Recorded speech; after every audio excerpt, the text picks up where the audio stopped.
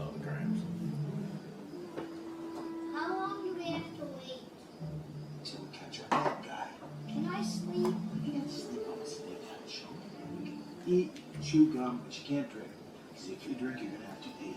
The target always comes out right when you gotta pee. Now I think I gotta pee. Well, then Sean and Gladys gotta get some training tonight, too. Is this just like a regular neighbor? We got action. What you say? No, I know.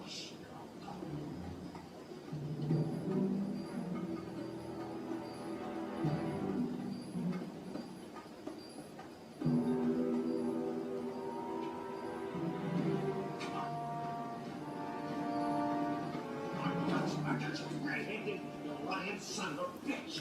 I don't know what happened to your newspaper, Henry. You're transparent, Clark. You didn't think I could nab a liar like you. I'm gonna He's stealing his newspaper? Neighborhood Watch Association. Give the paper to the boy, Clark.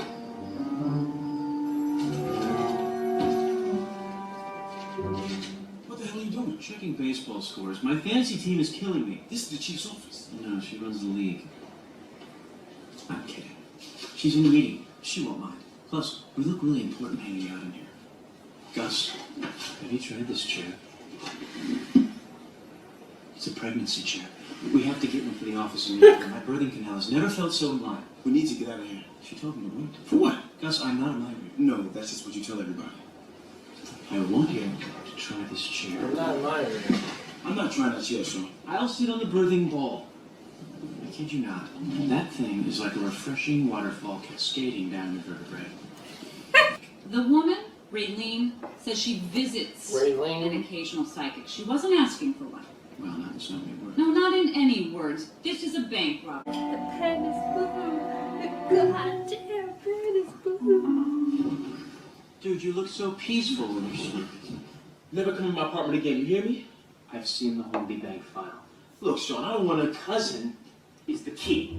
Which cousin? The one his sister mentioned? And then immediately regretted. You can see it. She let it slip. Dude, the guy runs a cemetery. Which one? Oh, I don't know. The one David Wilcroft is buried in? I bet you dollars to donuts he knows exactly where the money is.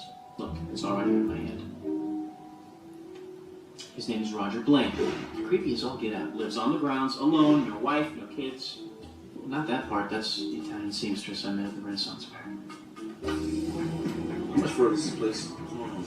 50, 60 miles. 60 miles. You gonna get me a donut? I didn't get you a donut when I ate it. I can't believe I'm doing this.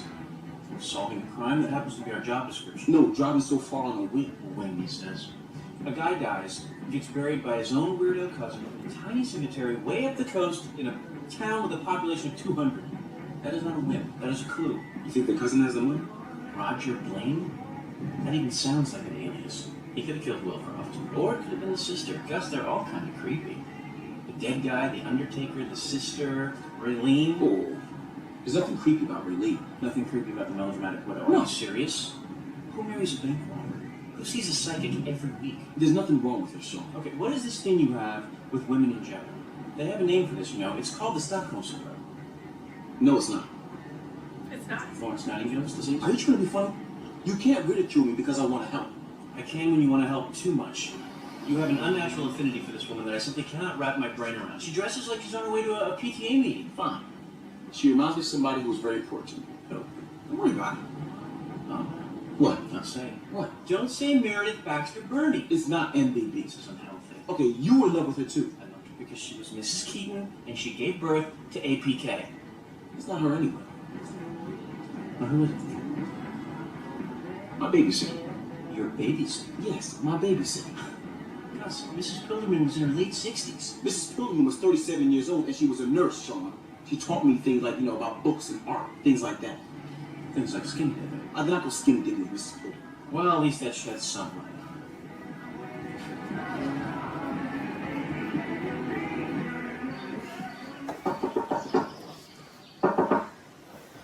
Huh. Nobody's home. No, somebody's here. You can see through doors now, that's the new thing. I can smell the laundry then. Can't. Okay. Oh, Gus, please, with the super smeller, you have to stop. Dude, I can smell it too. I told you. Jeans and socks and underwear and a bounce sheet. Make jokes. How long do you think it takes to draw a little clothes? 30 minutes? Somebody's here and not answering the door. Gus, I apologize. It's very impressive detective work. I feel a little bad about the donut thing now. You should. Let's try it back. I like when Gus has like a skill to bring to the table too. So it's not just the I other don't guy. do this and I'm not that. Or I'm going to bed. Oh, yeah. I don't want to be involved. Mm-hmm.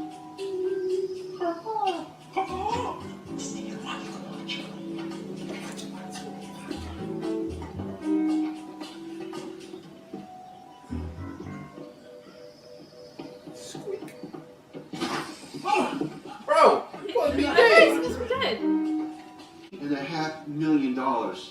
Driving back, I nearly drove off the road. Head is spinning, and that you don't feel completely stanchions, Gus. Were you aware of this? Yes, I was. How did you forget to do Apparently this? those are called stanchions. So you're going on right there with episode 4 into here, and you know, not this episode in particular, not really that reactable here. Did not get my gratification at the end of seeing him find the actual money. I mean, I think we went along with it and figured it out with him himself. I'm still like waiting for a whole bunch of that, like everything clicking and being good with all the characters, you know, for the most part. Right now, we just got standard operating procedures of case, let him do his thing for the case, and solve the case. So, just want a little bit more of those, I don't know, addictive episodes, you know, drawn in. Maybe something I can't really figure out too quick. Just some more engaging things on there, but we'll see. I know they got to get their footing in season 1, so I'm gonna just chalk that up to that. But I know you guys picked this for a reason, so we must be in for some amazing episodes coming soon. I can't wait till we get there. Yeah, so I think my biggest takeaway of the episode and what I'm most intrigued with is what, honestly, what Gus's involvement. I think Gus balances Sean's character out so well. Sean is so far-fetched and like goofy Wacky. and silly Yeah. and off the wall and like really leans into the psychic thing. He like plays that card very well, but I think Gus comes in as a very refreshing character because he balances him out. I don't want him to be too opposed though. In the first couple of episodes, it's like he's like, no, I don't want to do anything. This, I don't do that. I Yeah, don't so wanna know, what no. I thought was refreshing Yeah. this episode is like you can see that Gus does have certain skill sets that make him a valuable team member in their collaboration. So like I'm looking forward to that, and I hope that's the dynamic that continues to grow too, because I can see the potential if they balance each other out a little bit better in that regard, to where they're, you know, you have wacky Sean, but you have like grounded Gus, but then they can mesh together a little bit better too. So I saw like little sparks of that this episode. I think the overall storyline got a little bit muddled for me, and I didn't have the payoff as well at the end. Like you always want them to find the money. Like that's one of the greatest parts about like bank robberies and these type of plot devices. But so we didn't get that ultimate payoff. I think it was great to see though Gus's backstory as to the women he's attracted to and how that tied into Raylene. I thought was creative. But all in all, I see the potential, and I hope it finds its footing, because I can see where it could get really great. So, looking forward to checking out the next episode. All right, well, look, thank you guys again for watching another Real Talk Reaction for Psych, Season 1, Episode number 4. And until next time, people, peace.